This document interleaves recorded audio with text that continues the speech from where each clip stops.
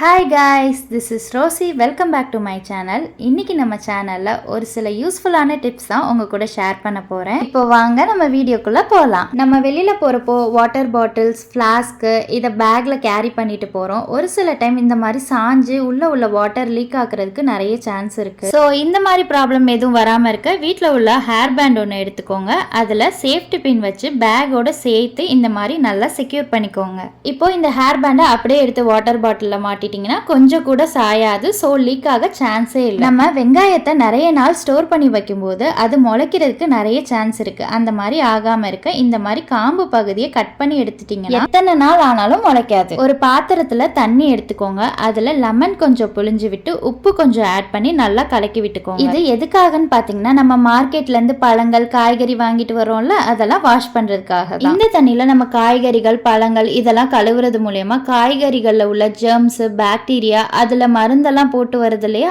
அது எல்லாமே சுத்தமா கிளீன் ஆகும். இந்த மாதிரி ஒரு 5 மினிட்ஸ் ஊற வச்சு நல்லா வாஷ் பண்ணி எடுத்து ஒரு துணி விரிச்சு அதுல காய வைங்க. காய்கள்ல பழங்கள்ல சுத்தமா ஈரப்பதம் இருக்கவே கூடாது. அந்த அளவு நல்லா ட்ரை ஆனதுக்கு அப்புறம் இந்த மாதிரி ஜிப்லாக் கவர்ஸ் ஆன்லைன்ல உங்களுக்கு கிடைக்கும். அதை வாங்கி நீங்க அதுல வெஜிடபிள் ஃப்ரூட்ஸ் எல்லாத்தையுமே உள்ள வச்சு லாக் பண்ணி ஃப்ரிட்ஜ்ல ஸ்டோர் பண்ணி வச்சுக்கலாம். இந்த மாதிரி நம்ம ஃப்ரிட்ஜ்ல ஸ்டோர் பண்றது மூலமா காய்கறிகள் பழங்கள்லாம் அழுகாம இருக்கும். ரொம்பவும் ஹைஜீனிக்காவும் இருக்கும். ரொம்ப ஹெல்த்தியான மெத்தடும் கூட இது. நம்ம சாரி கட்டும் போது இந்த மாதிரி ஹெவி பார்டர் உள்ள சாரீஸ்ல ப்ளீட் எடுத்து பின் பண்ணும்போது சேஃப்டி பின் ஒரு சில டைம் உள்ள இறங்காது. அந்த மாதிரி டைம்ல இந்த மாதிரி ஸ்டீல் வடிகட்டி இருக்கு இல்லையா, அதை வச்சு அந்த சேஃப்டி பின் கார்னரை நல்லா ரப் பண்ணீங்கன்னா நல்லா கார்னர் ஷார்ப் ஆயிரும். இந்த டைம்ல நீங்க பின் பண்ணும்போது சேஃப்டி பின் ஈஸியா உள்ள இறங்கிரும். ஈஸியா நம்ம பின் பண்ணிக்கலாம். சாரீஸ்க்கு மட்டும் இல்ல, ஹெவி பார்டர் ஷால்ஸ், பிளவுஸ் இந்த மாதிரி எல்லாத்துக்குமே இந்த மெத்தடை நீங்க யூஸ் பண்ணிக்கலாம். இன்னுமே நம்மள நிறைய பேத்துக்கு இந்த சாரீஸ் மடிக்கிறது பெரிய கஷ்டமான வேலையா இருக்கு. அதுவும் இந்த மாதிரி கொலன்னு உள்ள சாரீஸை மடிக்கவே முடியாது. ஸோ இந்த மாதிரி சீப்பை வச்சு சாரியோட கார்னர்ல இருந்து ஃபுல்லா ஃபோல்ட் பண்ணி எடுத்துக்கோங்க. ஃபோல்ட் பண்ணும்போது கீழே எடுத்து விட்டு ஃபோல்ட் பண்ணுங்க, இல்லைன்னா சாரி கீழே சுத்திக்கும்.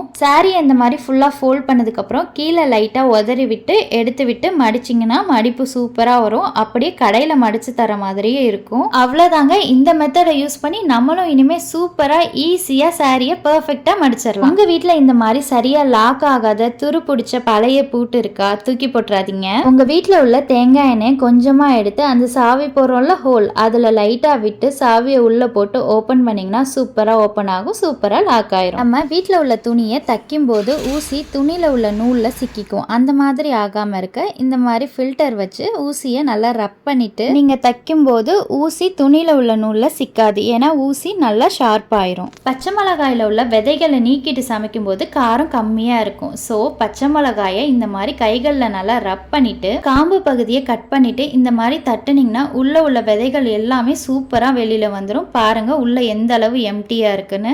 உங்க வீட்ல உள்ள பழைய ஸ்வீட் பாக்ஸ்லாம் இருக்குல்ல, அதை தூக்கி போட்டுறாதீங்க. அதை நம்ம யூஸ்ஃபுல்லான திங்கா மாத்தலாம். உங்க வீட்ல உள்ள இந்த மாதிரி நெயில் கட்டர் இல்லைன்னா நல்லா ஷார்ப்பான பொருளா எடுத்து அதை நல்லா ஹீட் பண்ணிக்கோங்க. ஹீட் பண்ணிட்டு பாக்ஸோட பேக் சைட்ல இந்த மாதிரி நிறைய ஹோல்ஸ் போட்டுக்கோங்க. குட்டி குட்டியாவும் இருக்கலாம், பெரிய ஹோல்ஸாவும் இருக்கலாம். அது உங்களோட விஷ். சிங்க் பக்கத்துல இந்த பாக்ஸை வச்சுக்கோங்க. நம்ம பாத்திரம் தேய்க்கும் போது தட்டுல உள்ள வேஸ்டேஜ்லாம் இதுல ஊத்தி ஃபில்டர் பண்ணிக்கலாம். ஸோ இந்த மெத்தட் மூலமா சிங்க்குள்ள போய் இந்த வேஸ்டேஜ்லாம் அடைச்சிக்கிற ப்ராப்ளம் இருக்காது. நம்ம வீட்ல உள்ள ஃபீடிங் பாட்டில், வாட்டர் பாட்டில்ஸ் இதெல்லாம் ஈஸியா கழுவ இந்த மாதிரி பிரஷ் எல்லாம் நிறைய வந்துருச்சு. இந்த பிரஷ் உங்ககிட்ட இல்லையா, கவலையே படாதீங்க. வீட்ல உள்ள ஒரு கரண்டி எடுத்துக்கோங்க. நம்ம பாத்திரம் தேய்க்கிற ஸ்க்ரப்பை எடுத்து கரண்டியை சுத்திட்டு ஒரு ரப்பர் பேண்ட் வச்சு இந்த மாதிரி செக்யூர் பண்ணிக்கோங்க. அவ்வளவுதாங்க. சூப்பரான ஹோம்மேட் பிரஷ் ரெடி ஆயிருச்சு. சோ இந்த பிரஷ் வச்சு உங்க பாட்டில்ஸ் எல்லாத்தையும் கிளீன் பண்ணிக்கலாம். நம்ம எல்லார் வீட்லயும் வீடு பெருக்கும் போது முடி மட்டும் அங்க இங்க சுத்திட்டே இருக்கும். அதுக்கு உங்க விளக்கமாறுல இந்த மாதிரி டபுள் சைட் டேப் ஒட்டி வச்சு பெருக்குனீங்கன்னா முடியெல்லாம் இதுல ஒட்டிட்டு வந்துடும். நீங்க ஈஸியா கிளீன் பண்ணிக்கலாம். இந்த மாதிரி யூஸ்ஃபுல்லான டிப்ஸ் இன்னும் நிறைய வேணுமா? அப்போ சேனலை சப்ஸ்கிரைப் பண்ணிட்டு உங்க ஃப்ரெண்ட்ஸ் அண்ட் ஃபேமிலிக்கு ஷேர் பண்ணிருங்க. பாய்.